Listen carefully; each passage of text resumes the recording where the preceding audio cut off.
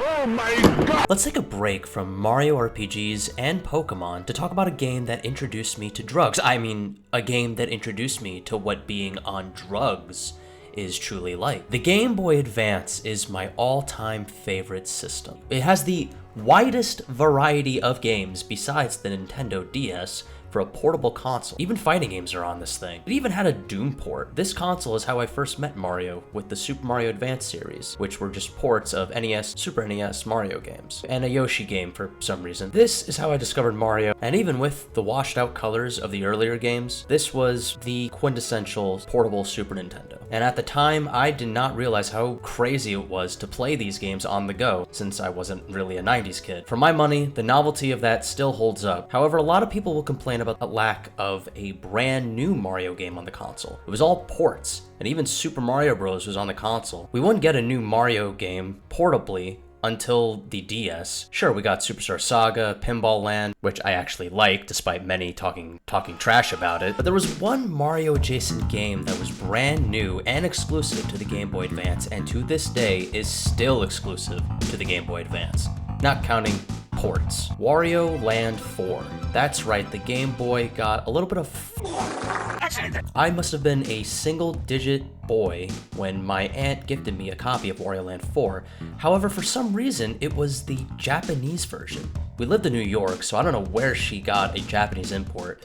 My friends who also had the game were confused as to why it wasn't in any language we've seen, but luckily the GBA wasn't region locked, and I was reading at a 3rd grade level, and the game itself didn't require much reading anyway. I was basically fine. Prior to this, I only knew about Wario from Mario Party 5 and 6. He seemed kind of like a dickhead. Wario Land 4 helped clarify a few misconceptions though. He was a massive dickhead. The game is a platformer. 4 worlds, collect all 4 gem pieces, and the key guy, I really don't know what this guy is, to get to the end before the timer runs out, which you need to initiate to reopen the portal that takes you in and out of every level, which then takes you back to the pyramid. Why is Wario doing this? Same for a house. I need that money for my long-range plan. And there's also this cat, and this guy, and Game & Watch, I think, and 16 collectible CDs that unlock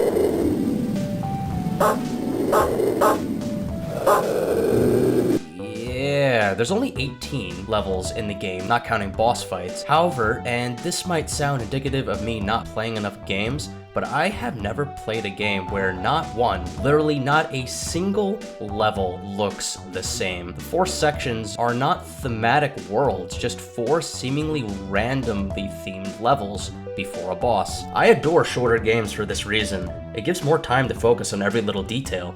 Like, what the f is this?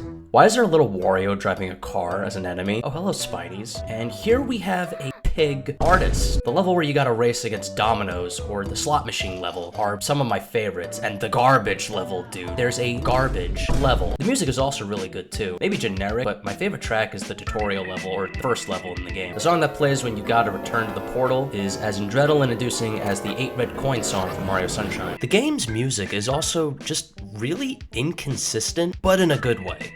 Like, some of the songs are typical level songs.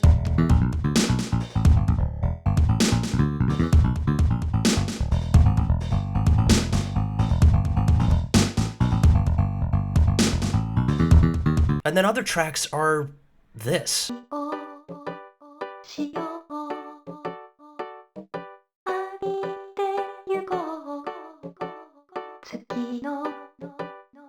Yeah, this whole level has lyrics in a Game Boy Advance game. It's kind of crazy. There's a really good video by YouTuber Geno7 that goes over the bizarre music and sound design of this game, and he actually shows where the game samples a lot of its music and sound effects from. A lot of aspects of this game are bizarre. Honestly, calling it a stand-in for the console's flagship Mario title feels a little weird, because as I said, it's only slightly Mario adjacent. The first game's subtitle was Mario Land 3, and technically these are sequels to the original Mario Land games, but the core difference is how Wario controls. You don't jump on enemies to kill them.